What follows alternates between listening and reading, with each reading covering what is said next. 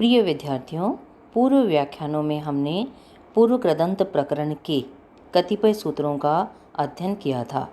उसी क्रम को आगे बढ़ाते हुए आज हम अरुर्दुषत अजंतस्य मुम सूत्र से अपना व्याख्यान प्रारंभ करते हैं। देखिए सूत्र अरुर्दुषत अजंतस्य मुम। अर्थ क्या है इसका? खिदंत उत्तर पद परे होने पर अरुस द्विषत और अव्यय भिन्न अजंत का अवयव मुम होता है, और मुम होने के कारण इसका आगम कहाँ होगा? मिदचो अंत्यात परः सूत्र से मित होने के कारण यह आगम अंतिम अच जो अंतिम स्वर है उससे परे होगा। ठीक है। खिदंत उत्तर पद का मतलब क्या है? ऐसा उत्तर पद जिसके अंत में ऐसा कोई प्रत्यय जुड़ा हुआ है जिसमें आपने ख की, खरगोश वाले ख की इत संज्ञा की है। अब स्पष्ट हो जाएगा, आगे पढ़ेंगे तो। अब अगला सूत्र है इसी में, प्रिय वशे वदह खच।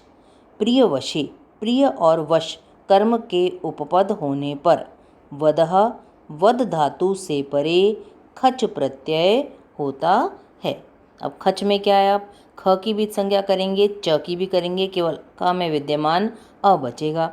तो खच प्रत्यय कैसा हो गया आपका? खित, क्योंकि यहाँ आपने ख की संज्ञा की है। अब उदाहरण देखिए, प्रियम वदः, प्रिय बोलने वाला। प्रियम वदति इति प्रियम वदः। तो प्रियम क्या है आपका? कर्म, द्वितीय का एक वचन है। तो प्रिय कर्म के उपपद होने के कारण वद धातु से परे खच प्रत्यय आप लाए हैं किस सूत्र से? प्रिय वशे वदः खच सूत्र से। ठीक है।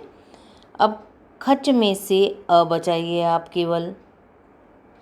अनुबंध लोप या सूत्र लिखना चाहें तो लशक व तद्धिते सूत्र से खच प्रत्यय के आदि में विद्यमान खकार की संज्ञा होगी।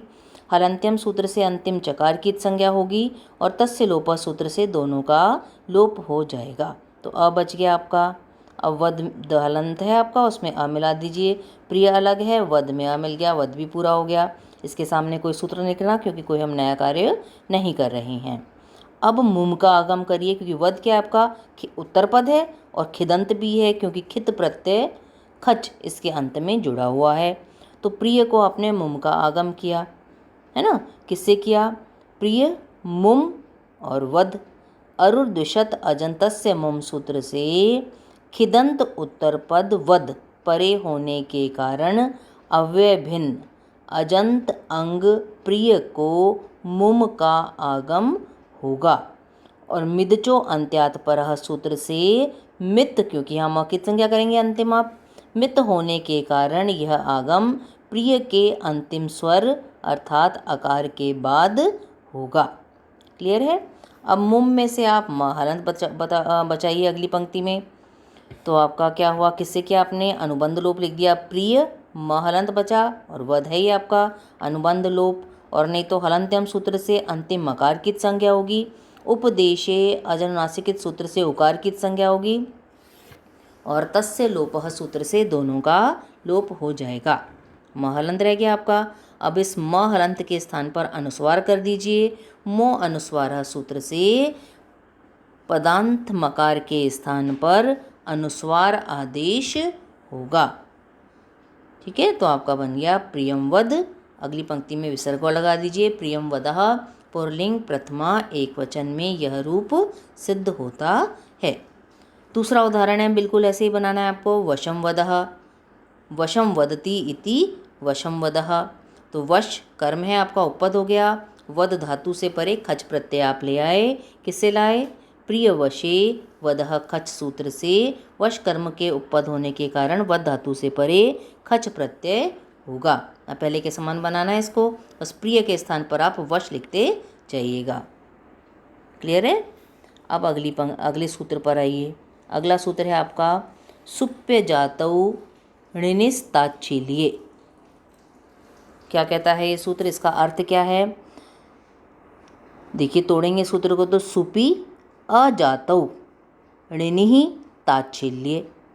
सुपी सप्तमी एक वचन है, अजातौ सप्तमी एक वचन है, और ताच्छील्य भी सप्तमी का एक वचन है। इन सबको मिलाइए एक साथ। अजातौ यानी जातिवाचक भिन्न सुपी सुबंत के उपपद होने पर ताच्छील्य तत्शील अर्थात स्वभाव अर्थ में धातु से परे ऋणी प्रत्यय होता है। जातिवाचक भिन्न सुबंत के उपपद होने पर, सुबंत यानी सातों में से कोई भी विभक्ति हो तो उनमें से किसी भी सुबंत के उपपद होने पर स्वभाव अर्थ को द्योतित करने पर धातु से परे आप ऋणी प्रत्यय लाएंगे। उदाहरण बनाइए। उष्ण भोजी उष्णम भुंगते तत्शीलः, गर्म खाता है यह उसका स्वभाव है, तो स्वभाव अर्थ में आ रहा है ये। उष्णम क्या है आपका, सुबंत भी है क्योंकि द्वितीय का एक वचन है आपका, तो इससे परे आप ऋणी, इसके उपपद होने पर आप भुज धातु से परे ऋणी प्रत्यय लाइए। देखिए उष्ण भोजी, उष्ण कर्म उपपद हो गया आपका, भुज धातु से परे आप क्या लाए, ऋणी प्रत्यय ले आए। सुप्य जातौ ऋणिस ताच्छील्य सूत्र से जातिवाचक भिन्न सुबंत उष्ण के उपपद होने के कारण स्वभाव अर्थ में भुज धातु से परे ऋणी प्रत्यय होगा। ऋणी में से इन शेष बचाइए। चुटु सूत्र से प्रत्यय के आदि में स्थित णकार की संज्ञा होगी। उपदेशे अजनुनासिक इत सूत्र से अंतिम इकार की संज्ञा होगी और तस्य लोपः सूत्र से दोनों का लोप हो जाएगा। क्लियर है। अब भुज में ऊ के स्थान पर गुण ओ कर दीजिए। उष्ण ऐसा कैसा रहने दीजिए, भुज में ऊ के स्थान पर ओ कर दिया तो भोज प्लस इन। पढ़ा हुआ सूत्र है आपका। पुगंत लघु पदस्य च सूत्र से आर्धातुक प्रत्यय परे होने के कारण लघुपद अंग भुज के उकार के स्थान पर गुण ओकार आदेश होगा।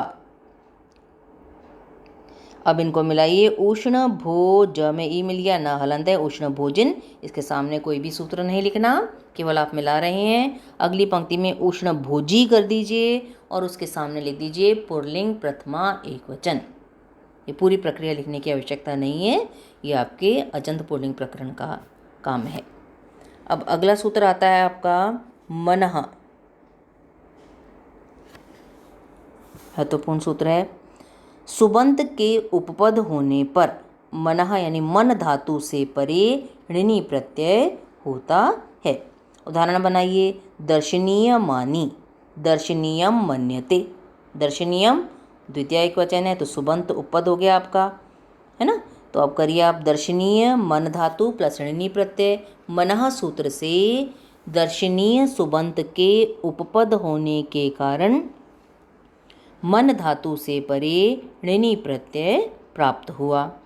अगली पंक्ति में ऋणी में से इन बचाइए, सामने अनुबंध लोप भी लिख सकते हैं आप, और सारे सूत्र लिखना चाहें तो चुटु सूत्र से प्रत्यय के आदि में स्थित णकार की संज्ञा, उपदेशे अजनुनासिक सूत्र से अंतिम इकार की संज्ञा और तस्य लोप से दोनों का लोप हो जाएगा। अब अगली पंक्ति में आइए आप। दर्शनीय ऐसा कैसा रहने दीजिए, मन में जो म में अ है उपधा है ये, इसको दीर्घ कर दीजिए, है ना, वृद्धि कर दीजिए आप। तो मान हो गया आपका प्लस इन है ये आपका। अत उपधाया सूत्र से णित प्रत्यय ऋणी परे होने के कारण मन धातु की उपधा ह्रस्व आकार के स्थान पर वृद्धि आ आदेश होगा, दीर्घ आ आदेश होगा। अब मिला दीजिए। दर्शनीय मानिन बन गया आपका, इसके सामने कोई सूत्र नहीं लिखना। अगली पंक्ति में दर्शनीय मानी कर दीजिए। पुल्लिंग प्रथमा एक वचन में यह रूप सिद्ध होता है। क्लियर है। अब अगले सूत्र पर आइए। आत्म माने खश्च, क्या कहता है ये, देखिए तोड़ेंगे तो आत्म माने खश च, च से पूर्व की अनुवृत्ति ले रहे हैं अपन। सुबंत के उपपद होने पर, पहले से ले लिया अपन ने ये अर्थ पूर्व सूत्र से। आत्म माने स्वयं को मानना अर्थ में विद्यमान मन धातु से परे खश खश प्रत्यय होता है। च और पहले कौन सा लाए थे अपन सूत्र से, ऋणी प्रत्यय भी होता है। सुबंत के उपपद होने पर स्वयं को मानना अर्थ में विद्यमान मन धातु से परे खश प्रत्यय और ऋणी प्रत्यय होते हैं। उदाहरण बनाइए। पंडितम मन्यः, आत्मानं पंडितम मन्यते। आत्मानं स्वयं को मानना, पंडितम पंडित, मन्यते माना जाता है, स्वयं को पंडित मानता है। अब बनाइए, पंडित सुबंत है आपका, पंडितम द्वितीय का एकवचन था, तो पंडित सुबंत के उपपद होने के कारण स्वयं को मानना अर्थ में विद्यमान मन धातु से परे खश प्रत्यय लाए आप, आत्म माने खश्च सूत्र से। खश में से अ बचा दीजिए आप। लशक व तद्धित सूत्र से प्रत्यय के आदि में स्थित खकार की संज्ञा, हलंत्यम सूत्र से अंतिम शकार की संज्ञा और तस्य लोप से आपने दोनों का लोप कर दिया तो अ बच गया आपका। और इन सूत्रों के स्थान पर आप अनुबंध लोप भी लिख सकते हैं। अब अगली पंक्ति में थोड़ा ध्यान से देखिए, मनादि गण की धातु है आपकी दिवादी गण की, तो आप देखिए इसमें दिवादी गणीय मन धातु से परे श्यन प्रत्यय लाइए। पंडित मन धातु है आपकी, श्यन प्रत्यय लाए प्लस अ। अब देखिए इसको, तिंक्षित सार्वधातुकम सूत्र से, अब खश आपका शित है ना, सूत्र से खश की सार्वधातुक संज्ञा होगी और दिवादिभ्य श्यन सूत्र से दिवादी गणीय मन धातु से परे श्यन का आगम होगा, सार्वधातुक प्रत्यय खश परे होने के कारण। अब आगे आइए, श्यन में से य बचा आपका, सामने अनुबंध लोप लिख दीजिए। तो पंडित मन हलंत है, श्यन में से य बचा प्लस अ, अनुबंध लोप, और सूत्र लिखना चाहे तो लशक व तद्धित सूत्र से प्रत्यय के आदि में स्थित शकार की संज्ञा, हलंत्यम से अंतिम नकार की संज्ञा और तस्य लोप से दोनों का आपने लोप कर दिया। क्लियर। अब अगली पंक्ति में क्या करेंगे आप, मन्य के अंत में अ है, य के अंत में अ है और सामने भी अ विद्यमान है, दो स्वर तो एक साथ नहीं हो सकते, तो य के अंत में विद्यमान अ और प्रत्यय में से जो अ बचा है, इन दोनों को मिलाकर पर रूपे का आदेश कर दीजिए। तो यह बन गया आपका, केवल एक अ इसमें मिल गया। अतो गुणे सूत्र से अकार से परे गुण अकार होने के कारण पूर्व पर अर्थात अ प्लस अ के स्थान पर रूप एकादेश अकार होगा।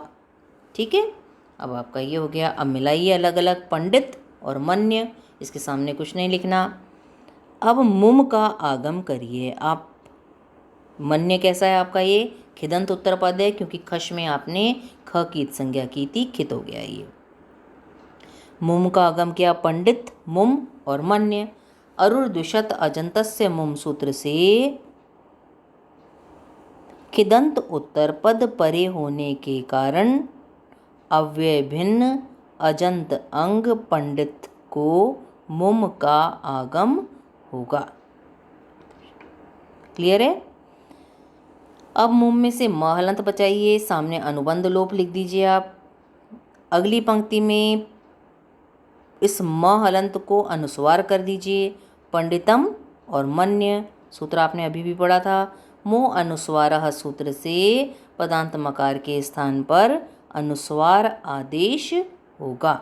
अब दोनों को मिला दीजिए, पूर्व पद था वो, पदांत तो था ही पूर्व पद का, और मन्य उत्तर पद है आपका, दोनों को मिला दीजिए, पंडितम मन्य, और उसके सामने लिख दीजिए पुल्लिंग प्रथमा एकवचन में यह रूप सिद्ध होता है।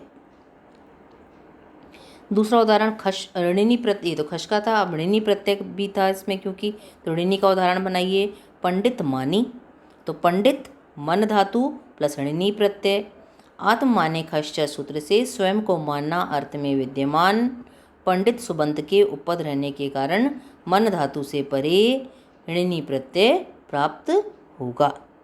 ठीक है, ऋणी में से इन बचा दिया आपने, सामने अनुबंध लोप लिख दीजिए आप, पूरा लिखने की आवश्यकता नहीं है। अगली पंक्ति में मन धातु की उपधा अ के स्थान पर दीर्घ आ कर दीजिए, पंडित मान प्लस इन अत उपधाया सूत्र से ऋणी प्रत्यय जो णित है आपका परे होने, णित प्रत्यय ऋणी परे होने के कारण मन धातु की उपधा ह्रस्व आकार के स्थान पर दीर्घ आकार आदेश होगा। मिला दीजिए, मुम का आगम नहीं कर सकते क्योंकि ऋणी आपका णित है, खिदंत नहीं, खित नहीं है, इसलिए आप खिदंत उत्तर पद परे नहीं है, इसलिए मुम का आगम नहीं कर सकते। मिला दीजिए, पंडित मानिन बन गया आपका। अगली पंक्ति में पंडित मानी और उसके सामने लिख दीजिए पुल्लिंग प्रथमा एकवचन में यह रूप सिद्ध होता है। अब इसको आप कंठस्थ करने का प्रयास करिएगा। कल हम इसी व्याख्यान को आगे बढ़ाएंगे।